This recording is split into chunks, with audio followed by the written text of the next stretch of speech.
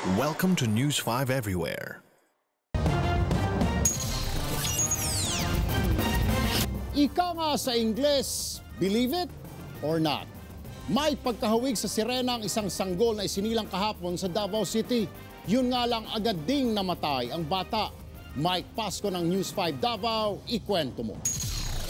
Pinag-isang binti na mukhang buntot ng isa, walang palatandaan ng kasarian, wala rin butas ang puwet, iisa ang tenga, at parang may kaliski sa katawan. Ganito ang itsura ng isinilang na bata ni Lady May Tan sa Davao City kahapon. Patay na ang bata nang ipinanganak. Premature din ang baby na 7 buwan lang dinala ng kanyang ina bago isilang.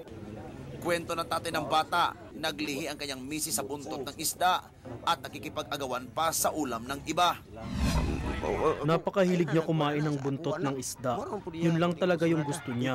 Buntot, piniprito niya yon. Yung paborito niya talaga. Kaya yon, pagtingin ko, sirena daw eh. Sirena man daw. Maging ang 15 taon ng kumadronang nagpaanak kay Lady May, nagulat sa itsura ng bata. Hindi siya normal. Yung puso niya parang bituka ng isda.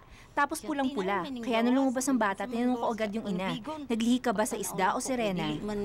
Inilibing na kaninang umaga ang sanay pang 5 anak ni na Ronnie at Lady May. Yung accommodation lang doon sa sementeryo namin, binigay namin na free para sa kanila. Kasi nakikita natin na kawawa yung pamilya. Ayon sa eksperto, Sirenomelia o mermaid syndrome ang tawag sa kondisyon ng bata. Karaniwang magkadikit ang mga binti ng sanggol na mukhang buntot ng sirena.